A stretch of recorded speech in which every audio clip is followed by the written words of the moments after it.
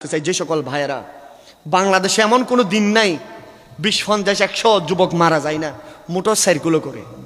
আমার ভাইদেরকে আমি বলতে চাই, ভাই আমার, আপনি যখন মোটরসাইকেল চালানো অসুবিধা নেই, মোটরসাইকেলের রেস বাড়ায় যখন টান দেন, আপনার ঘরে অপেক্ষায় থাকে আপনার মা বাবা, আপনার স্ত্রী, আপনার ছেলের আপনার অপেক্ষায় থাকে।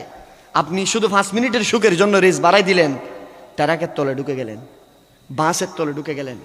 জীবনটা তো শুধু আপনার একার না, এটা আপনার মায়ের লালিত স্বপ্ন, আপনার বাবার লালিত স্বপ্ন, ঠিক কিনা বলেন? সময়ের চেয়ে জীবনের মূল্য কম না বেশি? ওই জন্য 5 মিনিট পরে যাবেন, অসুবিধা নেই। হাইওয়েতে বিশ্বাস করেন, একদম সত্যি করে বলতে, এদিন ব্রাহ্মণবাড়ি থেকে আসতেছি, আমাদের নাসির ভাই ছিল, ওরে বাপ রে বাপ, গাড়ি চালাচ্ছে বাইক, আমার মনে হয় শুধু 1 ফুটা যদি লাগে উড়ে কোথায় চলে যাবে জানে না, এত স্পিড। আমি জিজ্ঞাসা করি, এগুলো কোত্থেকে আসছে? সবাই এক কালারের, সবাই গুলো R15।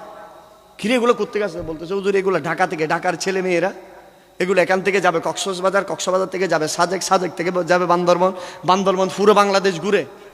হাই হাই ভাই, কি আমার বলতে চাই, যান পুরো দুনিয়া ঘুরেন, অসুবিধা নেই, কিন্তু আপনার গাড়ি যেটা, এটা আপনার কন্ট্রোলে থাকতে হবে। কেননা আপনি ঘর থেকে বের হয়েছেন, আপনি একজন নয়, আপনার ঘরের অপেক্ষায় মা বাবা আছে, ছেলে মেয়ে আছে, ভাই বোন সবাই আপনার অপেক্ষা আছে। তারা আপনার এই আকস্মিক মৃত্যুতে কখনো খুশি হবে না, তাদের এই সুখ কখনো কাটতে পারবে না।